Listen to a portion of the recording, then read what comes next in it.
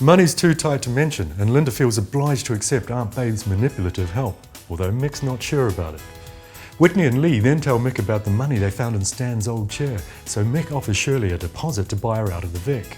But she ups her price when Mick refuses to let her back into his life. Meanwhile, Alfie finds a letter with bad news for Kat. As a treat, he takes her out west to a posh restaurant, although he later pours cold water when she wants to reunite.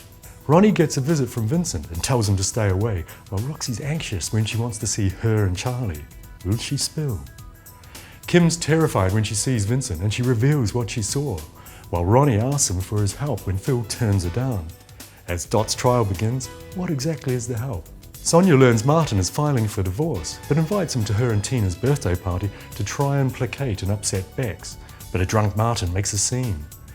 Sonia follows him home, and one thing leads to another, to Sonia's regret. Next day she pleads with him to stay quiet about the rebound. He does, but will Bex? Elsewhere, one happy couple strike it rich on the lottery. But who? Next, we're on the cobbles. David does something very stupid after he finds Sarah with Callum. He takes the kids and their passports and bundles them into a cab. Nick's horrified that he's abducted Max 2 weeks before the hearing, while Callum calls him and tells him he's got until morning to get Max home. He doesn't show, then Gail reveals he has their passports. When Max suddenly disappears, David's terrified. Max, meanwhile, on his own makes a call, and Callum soon shows up in Liverpool.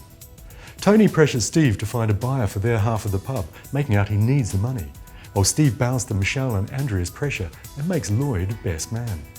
Tracy, meanwhile, worries Tony's getting cold feet about their Rover's plans. Elsewhere, Steve finds a dog in his cab and immediately bonds with the pooch he calls Rover. But where are the owners? And does Steve really want to find them? And Billy's furious Sean may have jeopardised his job after the Gazette story. All is not well, despite Billy saying he'll resign instead of leaving him. But would he? Finally, we're in the Dales. The Dingles have a ding-dong when Marlon calls Laurel an alcoholic, which is like a red rag to a bull, and she socks him in the face. She's referred to a detox unit, and initially it looks like it's working. Marlon is proud of his wife, until he finds an empty wine bottle at home.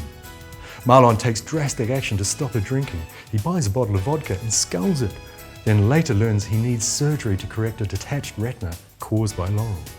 Kane brings Marlon home from hospital, and when they see Laurel drunk again, he realises it's all over. But even worse, Laurel then takes the kids out of school and locks them in the house with her. James and Emma take Finn out to cheer him up, and they bump into Chaz and Aaron, and Finn suggests to Emma that Chaz and James may reunite. Devious Emma lies she's been mugged to get James's attention, then tries to wreck their plans when Chaz and James arrange a trip to France.